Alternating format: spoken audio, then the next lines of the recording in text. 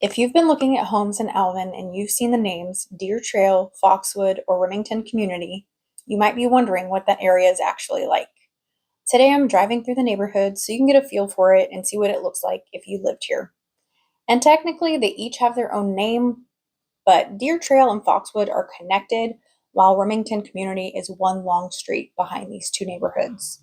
One thing people almost always notice when they come here for the first time is that when you enter the neighborhood, you actually drive down into it.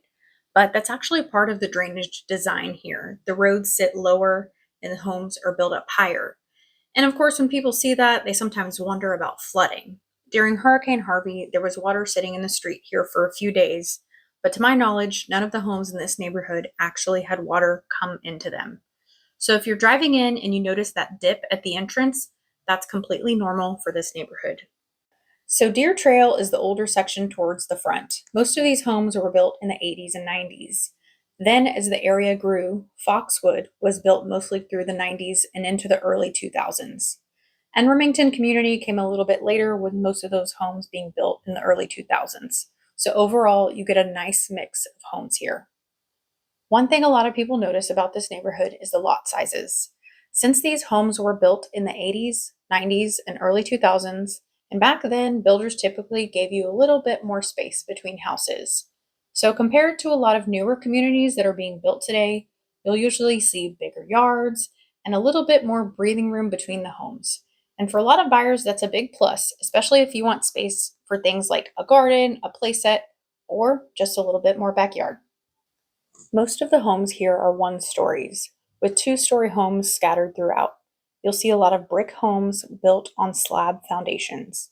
And most of them are 3-bed, 2-bath homes, although you'll find a few 4-bedrooms and even some 2-bedroom homes in the neighborhood. And because the neighborhoods were built at different times, they don't all look identical. No cookie cutter neighborhood here. One thing you might be wondering about is the HOA. The nice thing about this neighborhood is that there isn't an HOA here.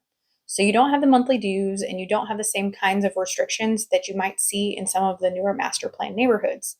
But you may also see boats or RVs in people's driveways or on the streets. And for some buyers, that freedom is a big deal, but for others, that may be a deal breaker. One thing I personally like about this area is that it still feels like a neighborhood where people are outside. You'll see people walking their dogs, kids riding bikes, and neighbors out in their front yards. If you live in these neighborhoods, you're a part of Alvin ISD. Students here are typically zoned to Nelson Elementary, Alvin Junior High, and Alvin High School. And all of these campuses are just a short drive from here. So if you're looking at homes in Alvin and you see Deer Trail, Foxwood, or Remington Community pop up, now you have a better idea of what this area is like. And honestly, the best thing to do is just drive through and see how it feels to you. And if there's another Alvin neighborhood you'd like me to drive through and show you, let me know. I enjoy doing these because there's a lot of little pockets in Alvin that people don't know about unless someone local shows them. And I'm Ashley in Alvin. If you have a question about Alvin, just let me know and I'll answer it.